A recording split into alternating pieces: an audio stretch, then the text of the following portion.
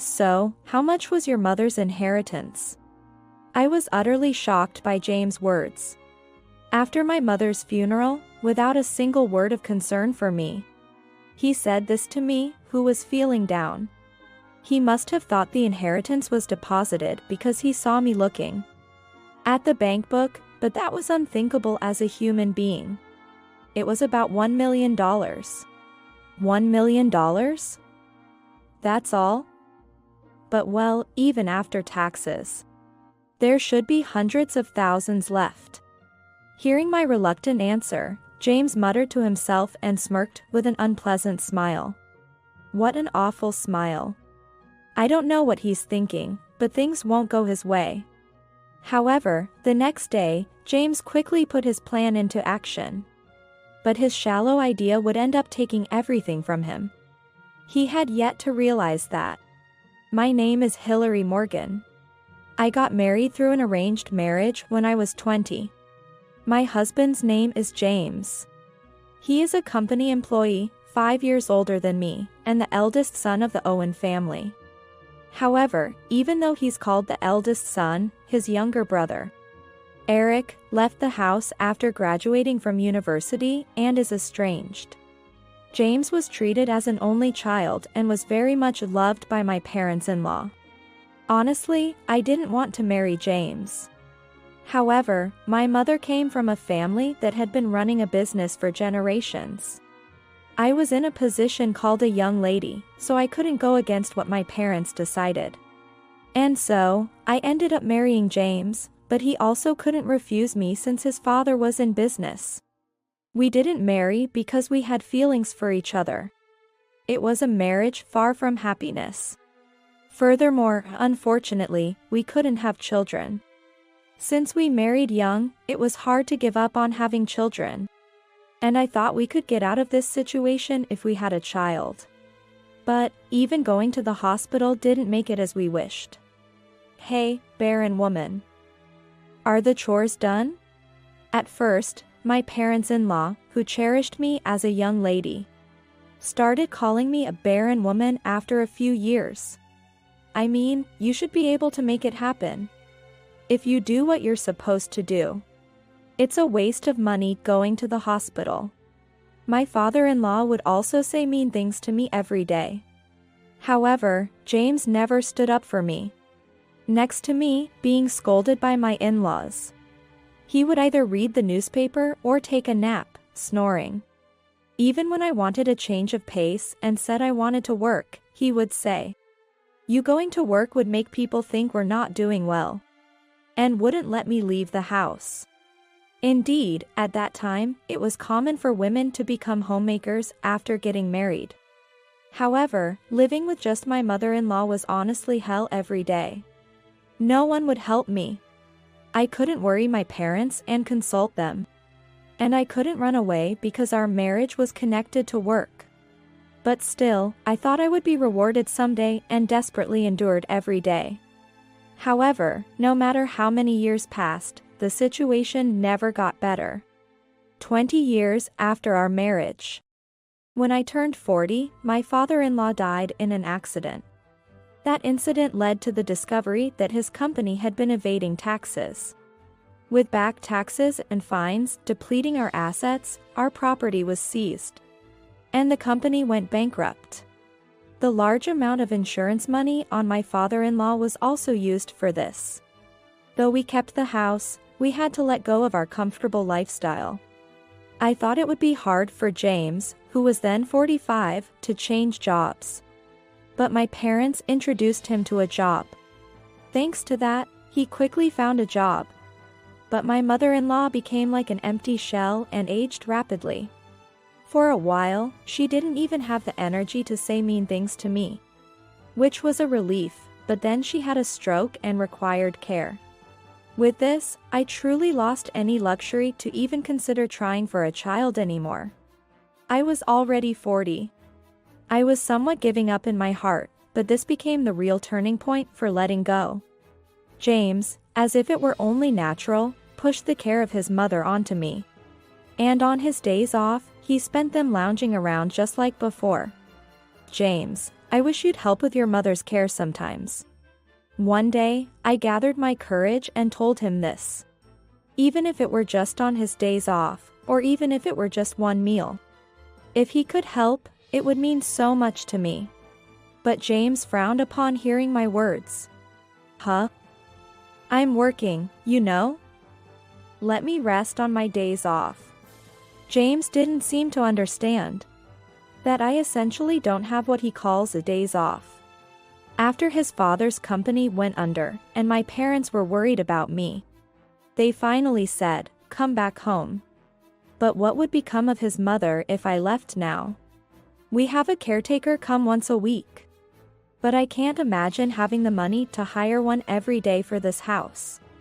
Despite being used and scorned, I couldn't abandon her, it just wasn't in me to do so. Eventually, James started leaving the house early even on his days off. He said he felt the sting of my gaze if he relaxed at home on those days. My wife won't even let me relax at home on my days off.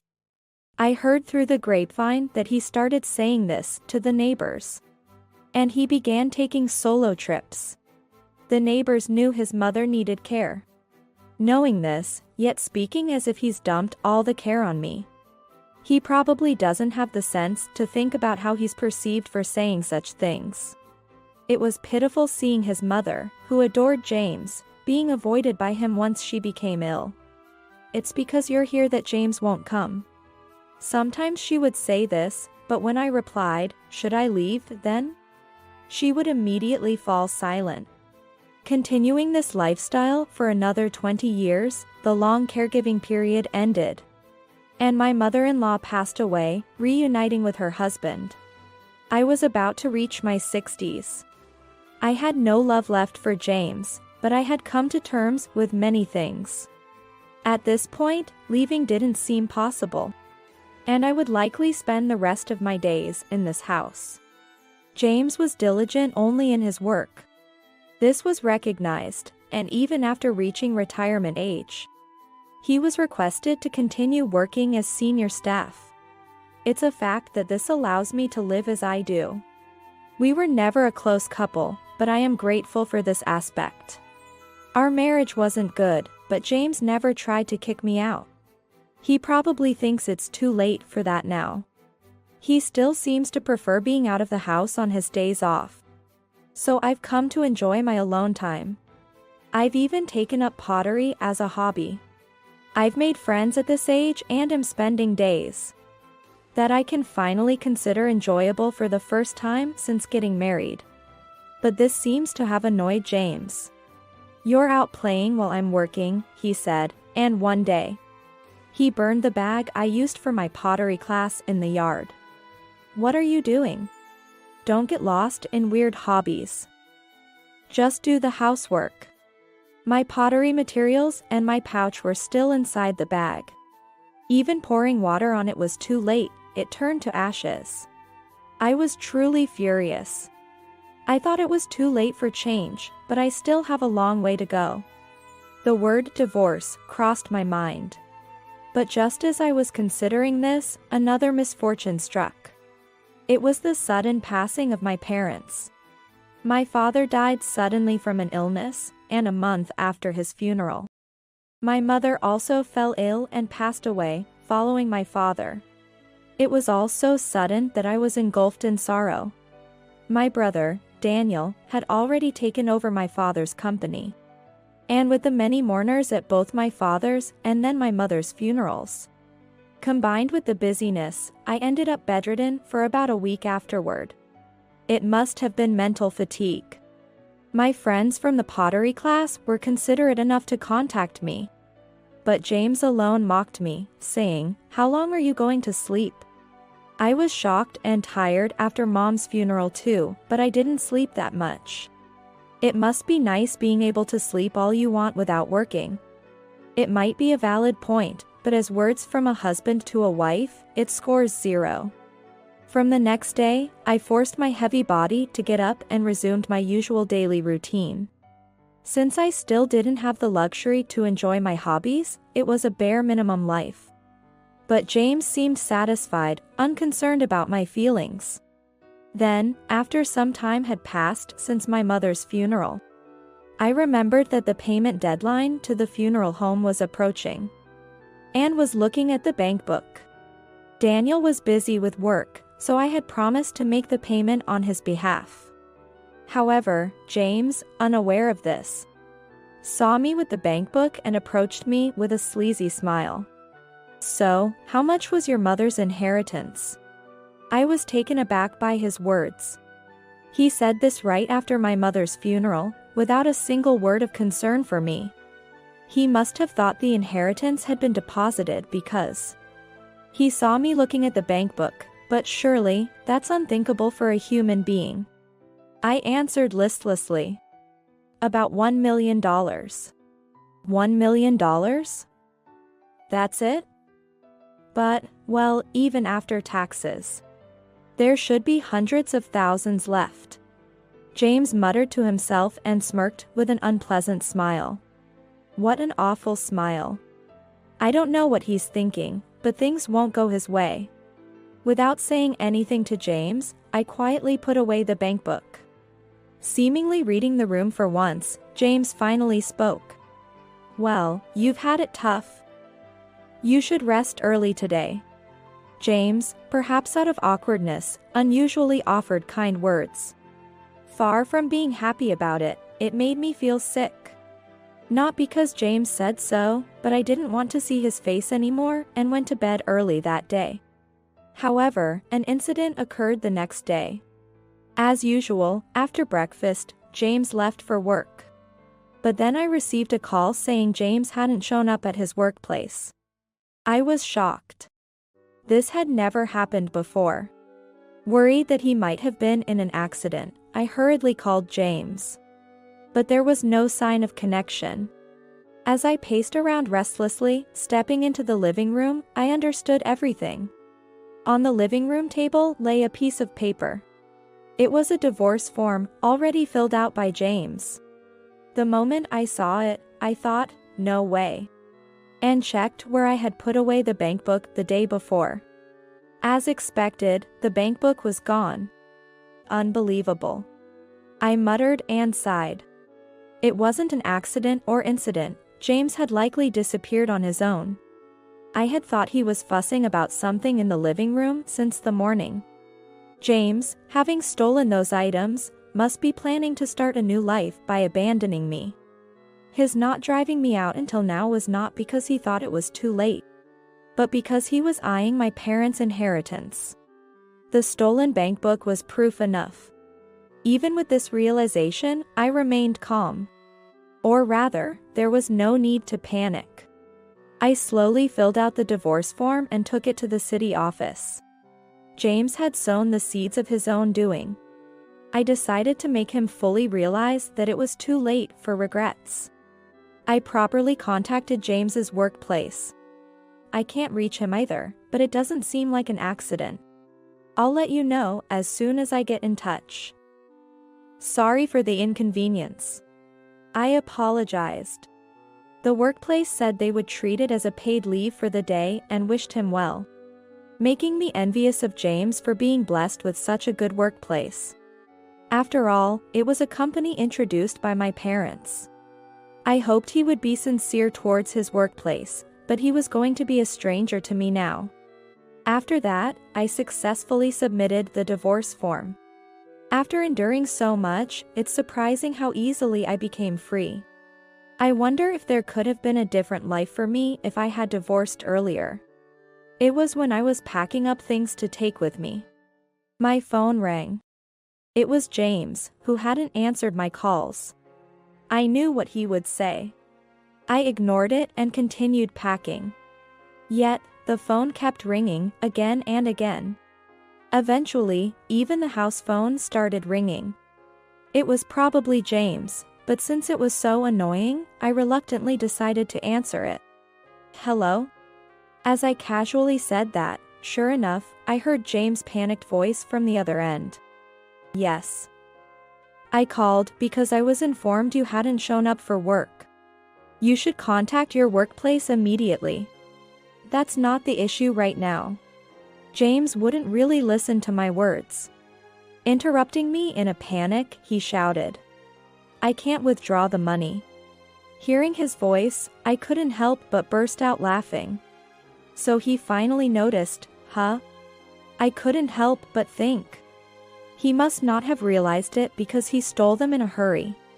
I suppose so. My ID, you burned it, remember?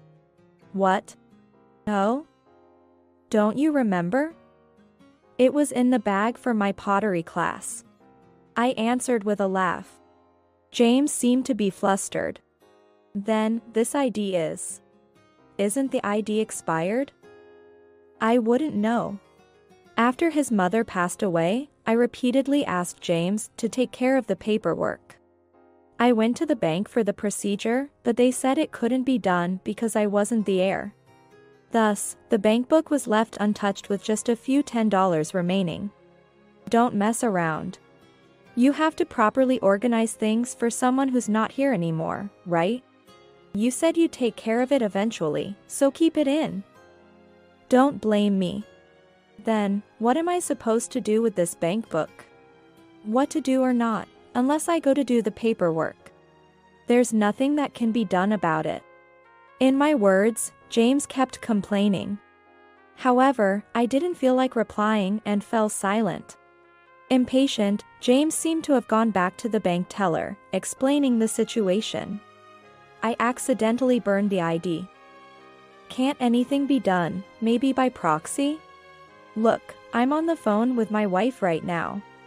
It seemed he put it on speaker, and I could hear the troubled voice of the teller too. I questioned his words. James. What are you talking about?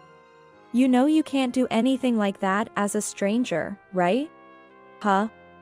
The divorce papers were properly processed just now. Thanks for the preparation. Bye. I said what I wanted to say and hung up the phone. Surely, the teller must have heard my last words too. By now, James must be either pale or red with anger. Just imagining it made me laugh. Now, to leave the house before he returns. With that thought, I hurriedly packed my things. And then I left the house.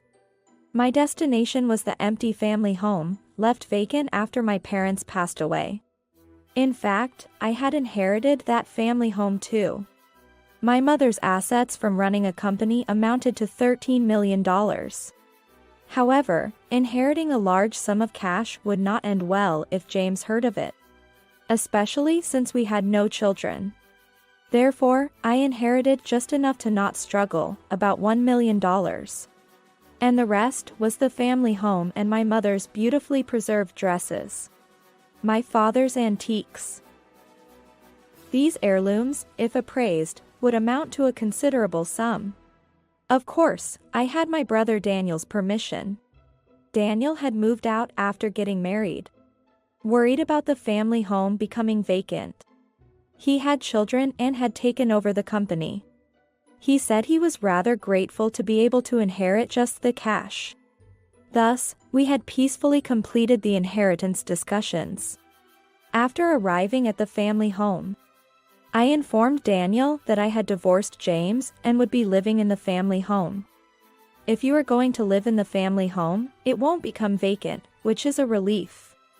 But are you really going through with the divorce from James? Are you really okay with this, Hillary? Yes. We don't have children, and both our parents have passed away. If both of us want a divorce, then I think it's for the best. I want to restart my life, and I have no regrets. Daniel was worried about me being alone, but living as James' servant for life would be worse. Besides, if I could spend the last moments of my life in this house, where I spent time with my family, even alone, it would be happiness. James kept calling me many times after that. However, seemingly confused, he didn't think I would be at the family home and never came to visit. That day, I spent it alone, peacefully. The house was indeed lonely without a family, but I felt relieved from the bottom of my heart. The next day, I finally mustered up the energy to go make a deposit. The bank book was with James. It was a bit bothersome to retrieve it, but I went to get it around 6 a.m., assuming James would be asleep. Returning home, just opening the front door, the smell of alcohol hit me. Wow. I couldn't help but grimace at the smell. Entering the living room, beer cans were scattered messily. Additionally, my bankbook was torn and left on the table. This is terrible. To tear up someone's bankbook like this, no matter how angry one was. I gathered it up and put it in my bag. Along with that, I took a few clothes and returned home once again. Then, I headed to the bank. As I approached the entrance, I was called out. Hillary. James. Surprisingly, James was lying in wait for me. I noticed the bankbook was gone, so I figured you'd come here. Whether I come here or not, it's none of your business. Don't say that. We've been together for so long. Even though the divorce had been finalized, he still said such things. I ignored him and entered the bank. James continued trying to cheer me up next to me. However, I firmly ignored him. That's when it happened. Brother, isn't that Hillary? Someone called out to us. Eric, why are you here? It was James' brother, Eric. Both James and I were surprised by this unexpected encounter. We hardly saw Eric, only at funerals, almost estranged. It had been about 40 years since I married James, and this was probably only the third time we met. He had wanted to cut ties, but the in-laws, fearing the company's reputation would be damaged if it was known their son had estranged them, pleaded with him to at least show up for important family events. Since we had met at the mother-in-law's funeral a few years ago, he probably recognized us. I'm here for the inheritance of Mom's estate. Thought I'd check the balance and then inform you too. Mom's? James's eyes lit up. I was surprised too. I thought it was just a few $10 left in the bankbook, but according to Eric, there were also investment trusts set up a long time ago. And safety deposit boxes borrowed during the father-in-law's lifetime. Eric had heard about it from his mother before she passed away. She had sent him a message before her demise, saying, "If anything happens, you take care of it." However, due to his busy life, it had taken him this long to act. But, well, Eric looked apologetically at Hillary and James. What is it? Yeah. There was a letter in the safety deposit box along with the jewelry. Mom said all her estate should go to Hillary. What? I was surprised by Eric's words, but James seemed even more shocked. Eric pulled out a letter from the documents he had compiled. I recognized the stationery. It was because I had bought it at the request of my mother-in-law. It clearly stated all the jewelry in the safety deposit box and other assets should go to my daughter-in-law, Hillary. I could picture my mother-in-law painstakingly writing it. Shall I bring out the letter? I had asked, only to be coldly told. It has nothing to do with you. Perhaps she meant to write this at that time. I involuntarily covered my mouth. Hillary, you've been taking care of the caregiving all by yourself, right? Despite the mean things, she wrote she was sorry. She said to let me handle it because if she told James, he'd probably hush it up. Next to me, James's face turned beet red, and he began to tremble.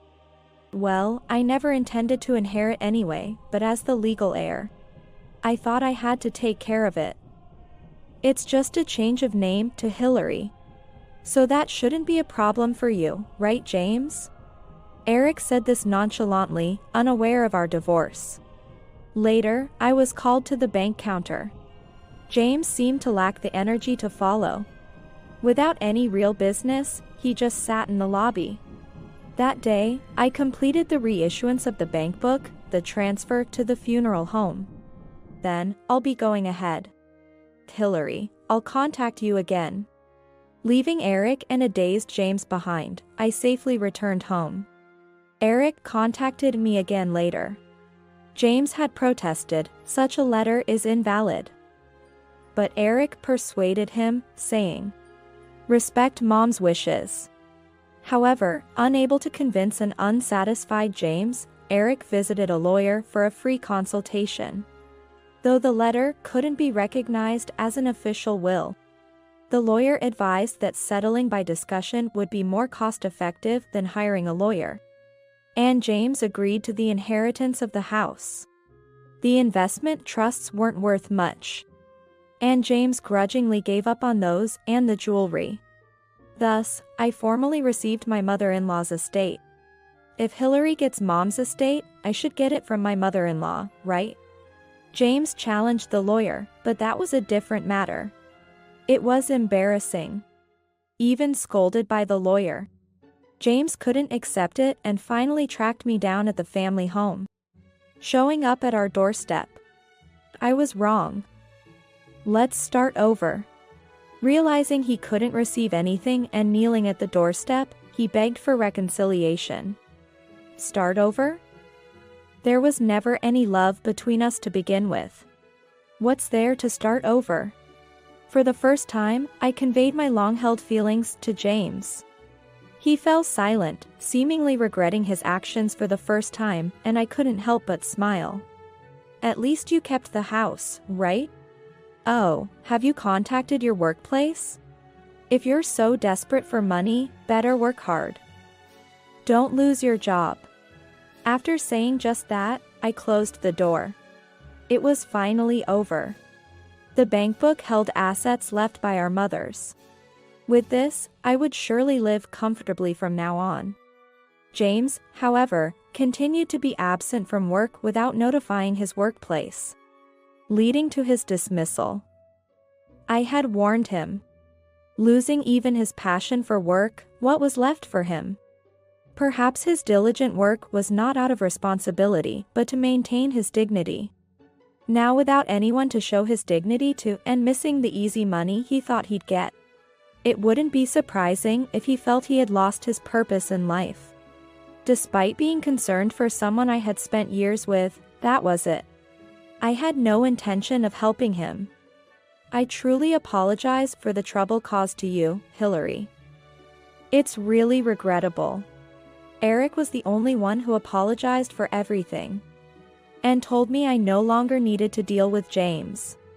Realizing the family's abnormality, early on, Eric had left home young, probably living happily now without involving his family in that home. James had become a recluse, but at his age, he could probably live on his pension. Wanting to start over showed he had the courage, at least. He should try starting over on his own. I began attending pottery classes again. My friends were delighted with my return, and I hadn't realized how enjoyable it could be to spend time just for myself. At the pottery class, I even met someone wonderful, though I swore off marriage. Being with someone who loves me might also be a form of happiness rather than being alone forever. It might feel too late, but just like with the divorce, it's never too late as long as you're alive. Anyone can find happiness, no matter their age. I believe that. In the completely dark mountains, I was pulled by the arm and roughly dropped out of the car. I don't need a gold digger like you coming back. Sleeping outdoors sounds fun. From inside the car, my husband and mother-in-law just opened the window and, laughing together, said that. Then, the car quickly drove away. If only I could fly away into the sky. Today, as always, I was looking outside through the window. I am 30 years old. I am married to Ken, who is 32. And we live together with my mother-in-law, Martha. My parents, actually, died in an accident, leaving me with no relatives. I worked as an office lady and married, but after moving in together, I suddenly developed asthma. The condition was severe, and I became disabled and couldn't work anymore. I said I liked quiet women, but I never said I liked women with quiet health conditions. My husband came home and said this in an irritated tone. His attitude was harsher than usual. That's when I understood. Today is, the 25th. Payday. Normally, with both of us working, we should be able to live a richer life than most. How did it come to this? Thinking about how much of our salary goes to utilities, how much is taken by taxes. My husband was particularly moody on payday. A continuous clicking of his tongue. But what can I do? And while grumbling his dissatisfaction, he lit a cigarette, took a deep drag. And then exhaled the accumulated smoke. Cough. Cough. I choked on the smoke from the Marlboro cigarette. Even the smoke lingering in the room was too much for me. I felt like a piece of smoked ham. Then, Martha also lit her own Winston cigarette, which had been lying on the table. She too inhaled deeply, then exhaled the smoke just like before. Why does she have to imitate even this? I coughed again. Since my husband and mother-in-law smoked different brands, it felt like I was being smoked with a mix of cherry and applewood chips. I can relate to you now, Ham. Watching me cough, both of them looked even more annoyed. This had become a monthly payday ritual. Really. I wish you'd earn at least enough to cover our cigarette expenses. So dramatic. You're coughing from asthma anyway, aren't you? That constant coughing and wheezing is so annoying. A good-for-nothing fox. My mother-in-law took another drag and exhaled a cloud of white smoke. The monthly payday event. A mother and son's joint bride bullying festival. Being criticized for my inability to work and my illness while engulfed in smoke was nothing but torture for me. But when you think about it, we should have questioned this from the start. Is asthma really so debilitating that you can't work? It's just a cough, right? One evening, my mother-in-law started this conversation. Apparently out of cigarettes, she pulled out her wallet to buy more, only to realize she didn't have enough money for them. Her irritation at this discovery triggered the rant. Asthma and a mere cough are completely different. But my mother-in-law continued. Even when you were hospitalized last year, I thought it was just the doctor wanting to make money, fooling you. I mean, hospitalized just for a cough? When I asked around, everyone said it sounded ridiculous. Indeed, it was true that I couldn't work anymore, and the income one might have earned was lost. I'm not one to talk back against such harsh words. So I could only listen to my mother-in-law's unreasonable tirade. But then Ken added fuel to the fire. That's really true. Ken agreed. Just for a cough, you get a mountain of medicines. And it's not just once, it keeps going on. Why should we get involved in your time killing and the doctor's money making? He too fumbled in his chest pocket, seemingly wanting a cigarette. Though Ken still had a few cigarettes. He seemed to get irritated discussing this while being a few short. He kept clicking his tongue. Exactly. My mother-in-law, as if struck by a sudden idea, reached for my bag. She roughly grabbed my everyday shoulder bag and unzipped it. Then, holding it with both hands, she turned it upside down towards the ceiling and opened the mouth of the bag wide, shaking it out. Everything inside my bag tumbled out, scattering in various directions on the floor. From the scattered pile, Martha reached straight for my wallet. What? I felt exposed, as if my privacy had been violated, and was shocked by her brazen touch on my wallet. Is she going to take the money for cigarettes? But Martha's next action surpassed all my expectations. It's crazy to go to the hospital just for a cough. We need to correct this wasteful behavior of the fallen bride.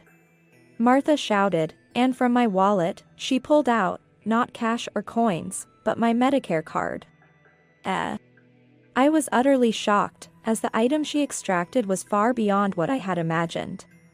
The unexpected sight of my Medicare card left me speechless. Ignoring my stunned and frozen state, Martha proceeded with her next action. Holding my insurance card, She headed straight to the drawer where my medications were stored, opened it, and grabbed a month's worth of my medication. Returning to the living room, she began yelling at me. "Just for a cough, you're buying all these medicines. This is excessive luxury. It's because of these ineffective medicines that you're not getting better. For a cough, you just need throat lozenges, plenty of which are available at any supermarket." After her tirade, she threw my medications and the Medicare card into the trash can with the organic waste. My lifeline. I turned pale. Well, they say the beginning is the hardest part of quitting smoking. You can do it. It's quitting medicines in your case, though. My husband grinned slyly. They say quitting smoking starts with candy. Everything begins with candy, after all. I was now receiving guidance from these two people who never could quit smoking, for some reason. Mother's tough love is different, indeed. Oh, and while you're at it, hand over some money for cigarettes from that wallet. All right, I'll take some too. $20 was taken from my wallet, which was then carelessly tossed back onto the floor among the scattered contents of my bag. As I sat down to put everything back into my bag, I watched my mother-in-law and husband praise each other for discarding my medication and taking cigarette money from my wallet. The thought of possibly having an asthma attack tomorrow without my medicine left me feeling breathless with anxiety, and thought, I want to fly away. I want to escape from this place. But it seems that just throwing away my medication and banning me from hospital visits wasn't enough for Martha and Ken. "Just because we're married doesn't mean I have to support someone who can't work," said Ken. "If you couldn't work and had your own family, you'd have been divorced quickly. Like in the old drama. When a factory girl couldn't work anymore, she was sent back to her hometown," added Martha. "The only reason you're here is that you have nowhere else to go to shelter from the rain and wind," they began.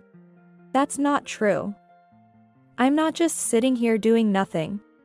I take care of all the household chores." I felt compelled to speak up, even though I'm usually timid. Indeed, I was the one who prepared lunch and dinner boxes for Ken. And I did all the cleaning and laundry. Martha never helped with household chores. But their response was dismissive. "What are you saying? Household chores aren't real work. If you were earning a wage, we could hire a maid with change to spare. A wife who just loafs around the house without even having kids," they said. And the parent-child meeting continued, eventually concluding that I should be grateful just for being given shelter. How can we make her understand her place? Maybe we should just leave her in the mountains. Or on an island. Or maybe bury her underground. This conversation about abandoning me became more serious. And I broke out in a cold sweat. It was no longer a joke. My worst fears were confirmed. My husband and mother-in-law were actually planning to abandon me. Maybe it's time for you to understand your place, to experience it firsthand. They say experience is the best teacher, after all. That's a good idea. They talked about leaving me in the mountains as if it were a school field trip, to make me appreciate being allowed to stay at home. I couldn't let that happen. I desperately resisted.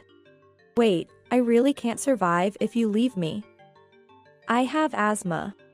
I really do appreciate being allowed to stay at home. That's why I do so much housework." But my pleas were ignored. "If you were really grateful, you wouldn't be coughing and making noise all the time," they said. "Seeing the night view will make you appreciate the happiness of home more. And think about how you'll treat me in my old age, overnight," they said heartlessly. And so, I was forcibly pushed into the car by Ken. Of course, at this point, my smartphone was taken away. After a 3-hour drive, in the darkness, I was pulled out of the car and abandoned in an unknown mountain area. Ken slammed the car door as he got back into the driver's seat. I ran and clung to the car, but Ken just honked the horn as if to say, "Don't come near. We don't need a leech like you coming back. Sleeping outdoors sounds fun." From inside the car, my husband and mother-in-law only opened the window to say these words. "Wait, really, just wait." I cried out, almost in tears, but my voice was ignored. With a loud vroom, the window was closed, and then the car quickly drove away. I watched the last light of the car's tail lights until they disappeared, filled with a sense of helplessness. Only when the lights were no longer visible did I look around. There was no night view to see. There was not a single light.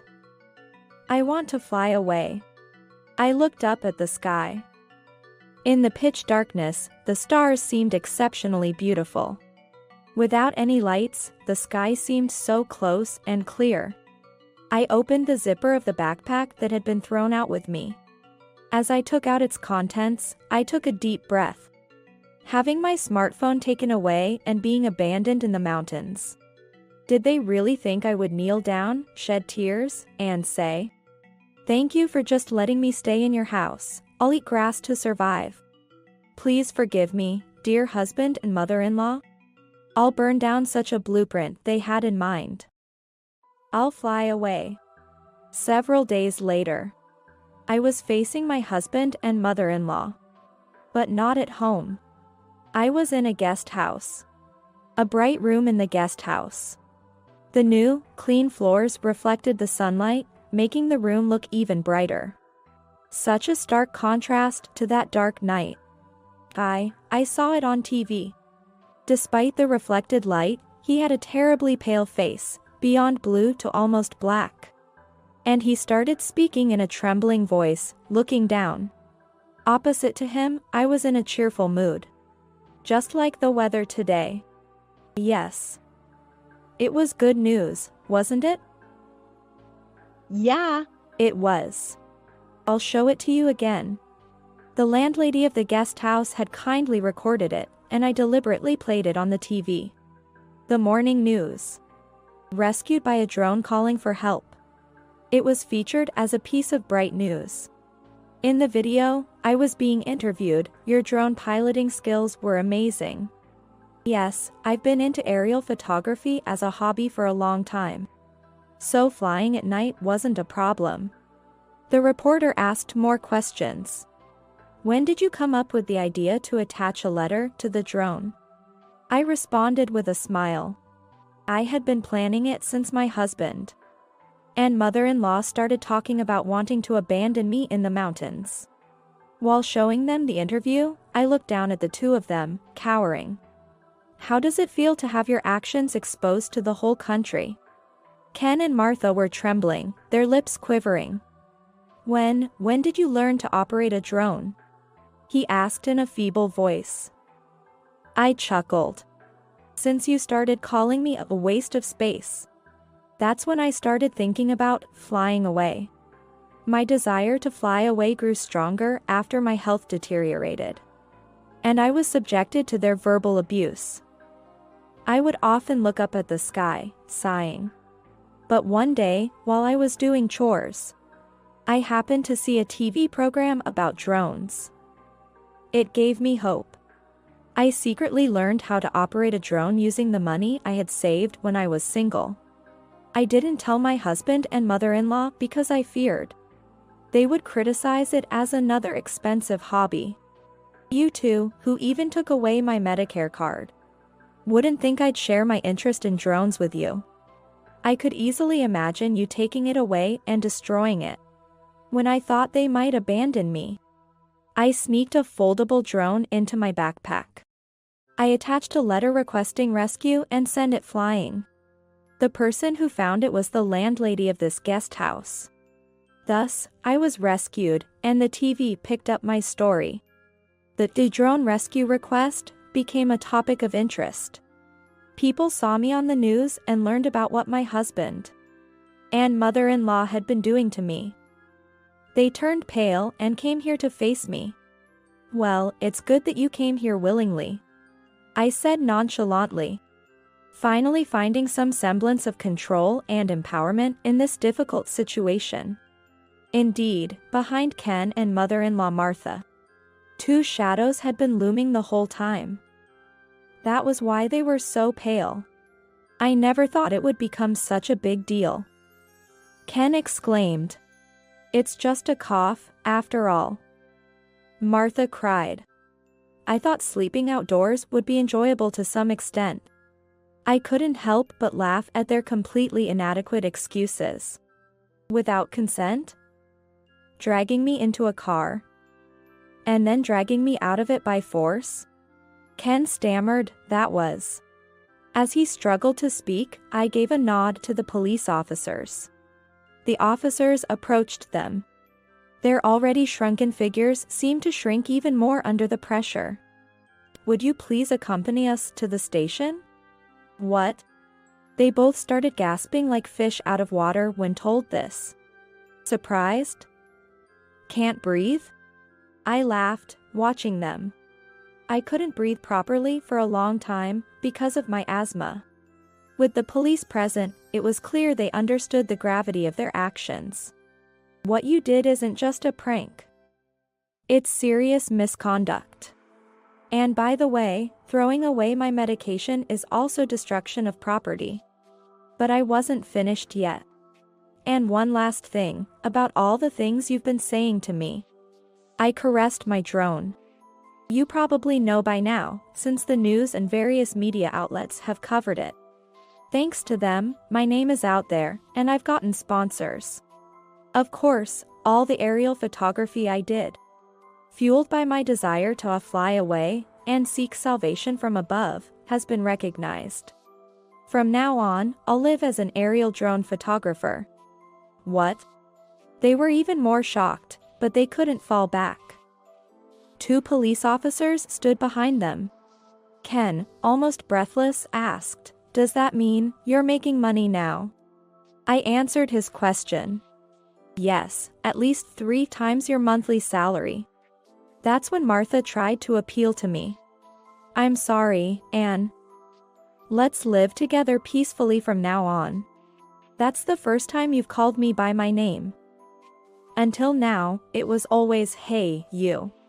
I smiled for the first time today. I'm really sorry. I'll call you by your name from now on.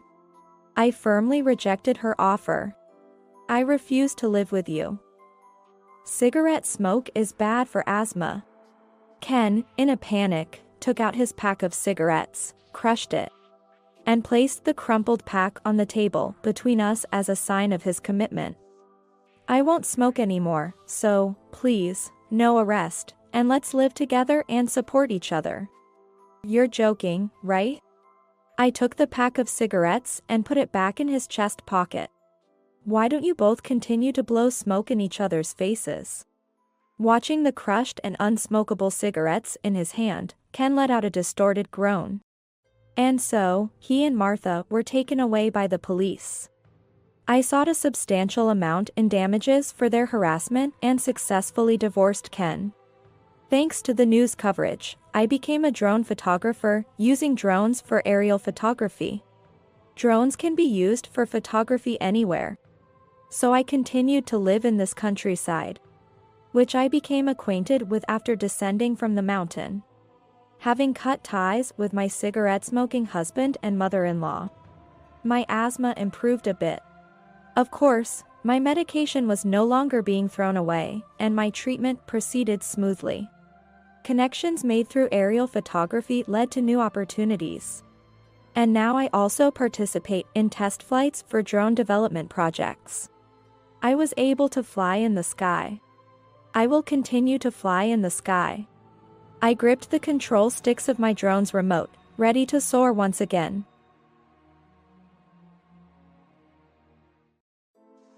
Don't make terrible food when relatives are gathered. Paul, just after taking a bite of the meal, overturned his plate on the table, letting out a shout that echoed throughout the room. The gathered relatives all looked at him in shock. Having never seen someone throw food on the floor like that, they must all feel the same way. Hey, what are you doing? it's your fault for making such bad food. You're a stay-at-home wife, and yet you make such careless meals at times like this. Who could eat this? Paul snorted with laughter. I looked at him with pity and said, I didn't make it, you know? What? He froze, making a foolish noise. Now is the moment. The perfect chance for me, who has been oppressed, to fight back. I took a deep breath to compose myself. My name is Courtney Reed, 32 years old. Until a year ago, I worked for a condominium management company. But I quit when I got married, so now I am a stay-at-home wife. If it weren't for Paul's strong urging, I would have continued working at the company. However, Paul wanted me to be a stay-at-home wife by all means. I acquiesced to his request and left the company. Truth be told, I wanted to work a bit longer, but considering Paul's income, I thought we could live comfortably without me working. Paul works for a major consulting firm. We met through work, and as we were both in charge of the same project, we became romantically involved and eventually got married. Paul was adept at his job and had a way with words. Having worked at various consulting firms right after graduating from college, I was impressed by his work ethic and made the first move. I never thought someone like him would reciprocate my feelings, but he did, to my surprise.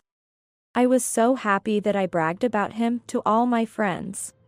They seemed fed up, but I truly believed this was the peak of my happiness. When we decided to get married after a little over a year of dating, I was completely over the moon, unaware of the calamities that awaited me. Look, I'm busy with work on weekdays, so I'll only come home on weekends. Hope that's okay with you. On the night we submitted our marriage registration at the city hall, Paul casually mentioned this while watching TV in the living room. I was stunned by his unexpected statement, thinking our happy married life was about to begin. Huh? What do you mean? I mean, I'll come back only on weekends. It keeps the feeling of when we were dating alive, right? Huh, but... What, you have a problem with that? No, not at all. Honestly, I was taken aback by his sudden proposition. Coming home only on weekends, isn't that what's called a weekend marriage? It's strange to decide such an important matter by oneself without discussion. It would have been better if he had mentioned wanting a weekend marriage before we got married, rather than declaring it suddenly on the day we registered our marriage. Sure, seeing each other less might keep the excitement alive. But isn't it natural to want to be with the one you love all the time? My excitement for our new married life was dampened more than I expected. Perhaps out of pity for me or in an attempt to improve his mood. I couldn't tell, but that day Paul was unusually kind to me. The night brought our first conjugal life, and temporarily, the idea of a weekend marriage was pushed out of my mind. Maybe it was Paul's winning strategy. In hindsight, Paul's declaration at that time was just the prologue. I hadn't even imagined the harder times that were to come. Far beyond the surprise of a weekend marriage. 2 months into our marriage, as Paul had declared beforehand, he only came home on weekends. As a stay-at-home wife, I had hoped to serve dinner to my husband. Tired from his daily work, but my enthusiasm quickly deflated. Even when he came home on weekends, there were times he would eat out instead. So, he hardly ever ate what I prepared. I had been subtly suggesting, can't we stop this weekend's marriage? But Paul would overpower my opinion, saying, huh? For a stay-at-home wife, you sure dare to go against what I say, huh? Indeed, I was a stay-at-home wife, but that was because Paul wanted it so. I now understood that Paul had made me quit my job, so that he could have his way in our household life. He maneuvered to make me financially dependent on him, making it impossible for me to go against his orders. That must have been Paul's aim. At night, tears of frustration would flow. How did things end up like this? I just wanted a happy married life. It's too late to lament now. I have no choice but to wait patiently until Paul changes his mind. I felt as if I was thrown into a tunnel without an exit, filled with anxiety.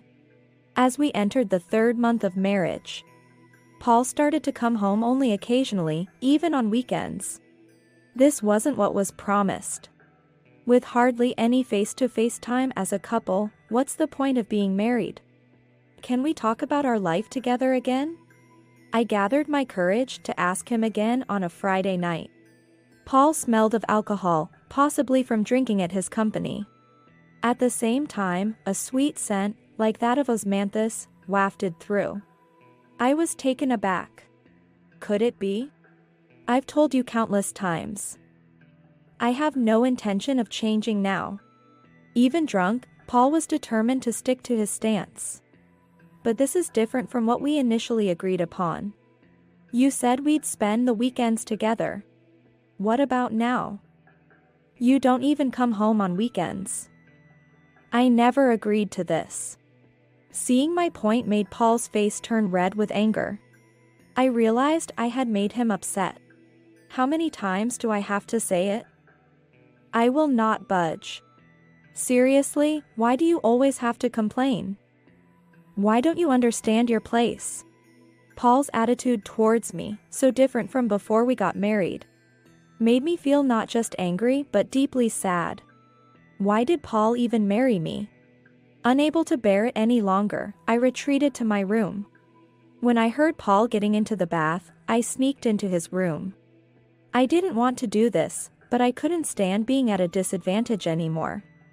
Desperately, I searched his room for certain evidence. Months went by with Paul and I practically living separately. I stopped saying anything to Paul, who hardly ever came home. There was something else on my mind, so I decided to live quietly for now. Then one day, I received a call on my mobile phone. It was my mother-in-law. I hadn't seen my mother-in-law since we met for marriage introductions. Wondering what she wanted, I picked up the phone. Hello? Courtney? It's me. Hello, Mother. What's the matter? It sounded like my mother-in-law was at a supermarket, with noisy voices coming through the phone. You know, Christmas is coming up. You'll be coming to our house for it, right? All the relatives will be gathering, and we'd like you to come too. Oh, about Christmas? Yes, I'd love to come. More importantly, Mother. I decided to probe because I thought my mother-in-law might know something about Paul. Have you spoken to Paul recently? Paul? Yes, I've talked to him several times. He's finally married, so I've been checking in on him, and he says married life is going well. What? I was puzzled by what my mother-in-law said. Married life is going well? Was that what Paul told his mother?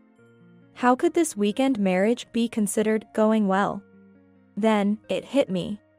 Paul was deliberately lying to his mother, claiming our marriage was smooth sailing. My mother-in-law is the worrying type, to put it nicely. She's caring, but to put it bluntly, she's overprotective. I've only met her once, but it was clear from our first meeting conversation how much she dotes on her son. Excuse me for saying this, but I think everything Paul told you might be a lie. Actually, I told my mother-in-law about how Paul had declared from the beginning of our marriage that he would only come home on weekends, and recently, there have been more days when we don't even see each other properly on weekends. What are you talking about, Courtney? Paul would never do such a thing. Are you trying to deceive me by lying? Who do you think you are? My mother-in-law was visibly angry over the phone, raising her voice. I sighed, thinking, as expected. She only believes Paul's words. She doesn't doubt that Paul's words could be lies. If anyone speaks ill of Paul, even if it's his wife, she'll thoroughly condemn them. That's her way. I'm not lying. If you're concerned, I can show you a month's worth of video from inside the house. Angered by being made out to be the villain despite suffering because of Paul, I told my mother-in-law that, but she replied, "I don't need you to do such a shameful thing. You're the worst daughter-in-law." And hung up without believing me. I had a hunch it would come to this. I don't know what my father-in-law thinks of me since he's a man of few words. But my mother-in-law probably sees me as nothing more than a convenient marriage partner for Paul. Knowing this, I felt tired of continuing married life with Paul as it was, and decided to put into action a plan I had been considering for a while. The day of action would be the Christmas gathering at Paul's family home. I wasn't sure what would happen, but I was determined to do everything I could. I silently steeled myself for the upcoming battle. As promised, I headed to Paul's parents' house for Christmas. Before leaving home, I contacted a certain person. Paul, oblivious to everything, grumbled about having to go to his parents' house and reluctantly prepared to leave.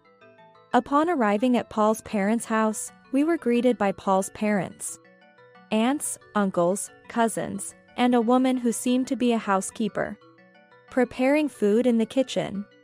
The housekeeper, wearing glasses and a mask, naturally didn't join our conversation and just focused on her tasks. With so many people around, it was hard to keep track of everyone. "Welcome, Courtney." Despite her welcoming words, her eyes didn't smile. Probably because she had lost trust in me after our last phone call. I forced a smile and said, "Happy Christmas." After that, there was no further conversation with my mother-in-law, and we proceeded with meal preparation. I also helped in the kitchen. My father-in-law, as always, remained silent, sitting on the sofa reading the newspaper. Once the meal was ready and I had finished serving, everyone began to eat. I saw Paul picking up a plate of stew from the corner of my eye. Just as I reached for the rice, feeling hungry, Paul exclaimed, "Making such terrible food when relatives are gathered." A dull sound of ceramic hitting the floor made everyone's shoulders jump. Paul, just after taking a bite of the meal, overturned his plate on the table, letting out a shout that echoed throughout the room. The gathered relatives all looked at Paul in shock. They had never seen someone throw food on the floor before. Surely, they all felt the same way. "Hey, what are you doing?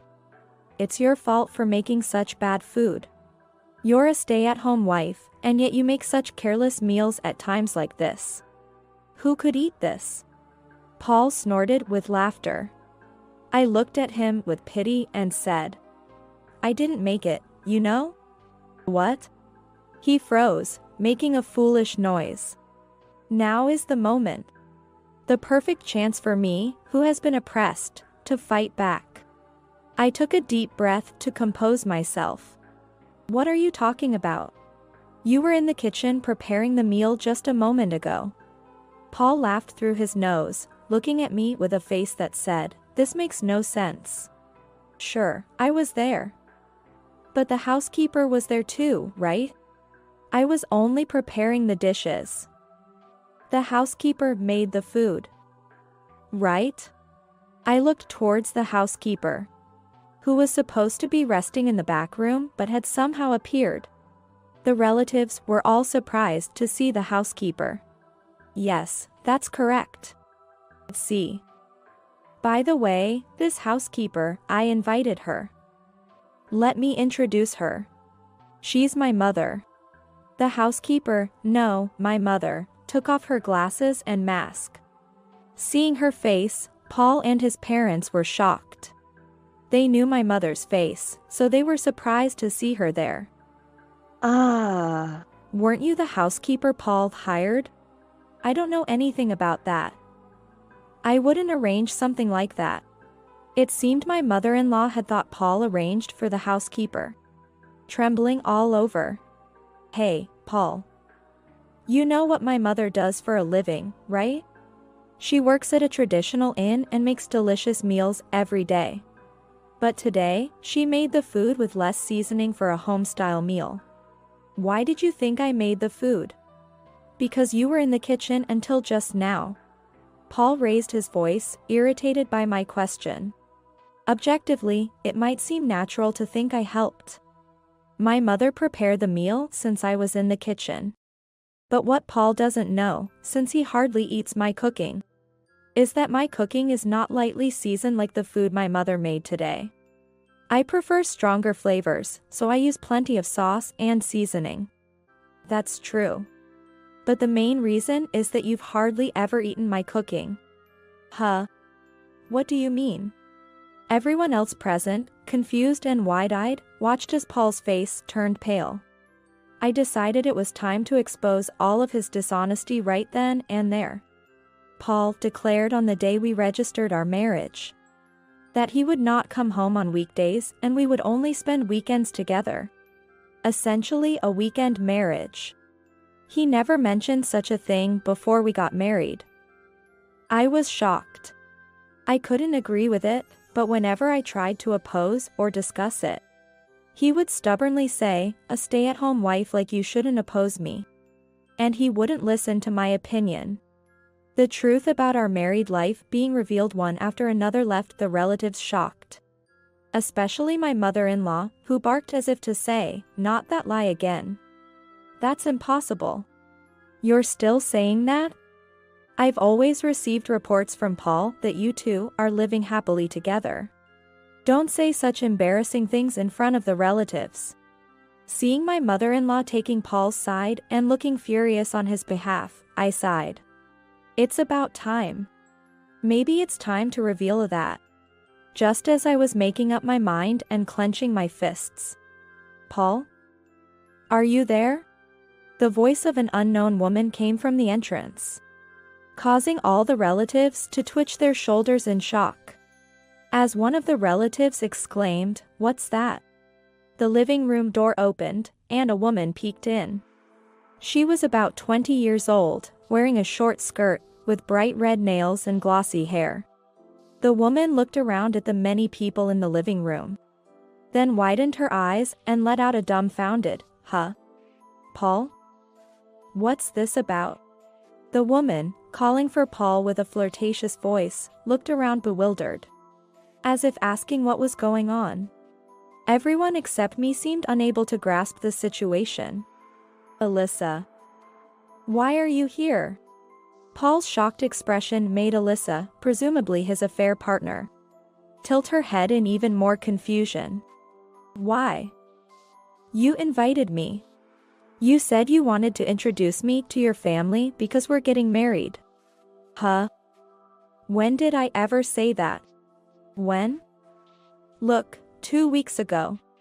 As the woman showed the message exchange between her and Paul, Paul was startled. "I didn't send this." "Then who did?" Standing in front of the arguing pair, I stepped forward. "Nice to meet you, I'm Paul's wife. I was the one who invited you here today." "Sorry, Paul, but I sent the message without your knowledge." "Huh?" Both of them were left gaping at the same time. Yes. Ever since I received the Christmas invitation call from my mother-in-law, I had been waiting for the right moment to strike back at Paul. And 2 weeks ago, while Paul was taking his nightly bath, I secretly left the bedroom and took his smartphone. It was clear that Alyssa was his affair partner based on their frequent exchanges. I lied to get her here today to catch them in the act. The relatives began to murmur upon hearing our exchange. The faces of Paul's parents turned pale. I always found it strange. Why did Paul start a life of only coming home on weekends right after we got married? A weekend marriage means we hardly see each other even though we're married. What's the point? I thought, if he loved me, he wouldn't want to live like this. That's because I'm busy with work, I've told you many times. Paul still tried to resist, even now. I sighed deeply, exasperated. Work? Yes, I believed that story at first. But then I started smelling perfume on you when you came home at night and thought, could it be? So, I hired someone to investigate. Huh? Wait, what investigation? Paul began to tremble suddenly. I pulled out the detective agency's report on his infidelity from my bag. and thrust it towards Paul and the woman. I had commissioned the detective agency to investigate a little while ago. Evidence of his infidelity was quickly found, and I managed to obtain a wealth of proof like this. You started dating 5 years ago when Alyssa was just 15. You picked her up on the street and started dating. But of course, you couldn't marry a child like Alyssa. Moreover, Alyssa works in the nightlife industry now. It's unlikely her parents would approve. However, you felt pressured by your parents' wishes for you to get married soon. So, you caught a safe woman like me to marry, to stop your parents from nagging. Once things settled down, you planned to continue dating Alyssa under the guise of being too busy with work, and eventually leaving me to marry her. That's about the size of it. I revealed their deceit, piecing together information from the detective agency's report and the message exchanges between Paul and Alyssa. What are you saying? Paul doing such a thing? My mother-in-law tried to defend Paul, but faced with the presented evidence, she could no longer speak strongly and slumped her shoulders. Paul and the woman looked at each other, trembling. Then, Paul finally spoke up, saying, This is low. Using such tactics to disgrace us, what you're doing is dirty. At his words, I felt a rage so intense my veins were about to burst, and I yelled, Low? What are you talking about? The low one is you, who barely came home right after getting married, approaching me while having someone else, using me, and then blaming me while ignoring your faults. You were just waiting for me to get fed up and bring up divorce myself, weren't you? Well, too bad for you. Of course, we will divorce, but you will be paying compensation to your affair partner, too. I looked back and forth between Paul and the woman, glaring at them with the scariest face I've ever made. Why me too? I don't have any money. Please, forgive me. It was my fault. So, just not the compensation. I glared at the two of them again, begging for mercy, and yelled, Just get out.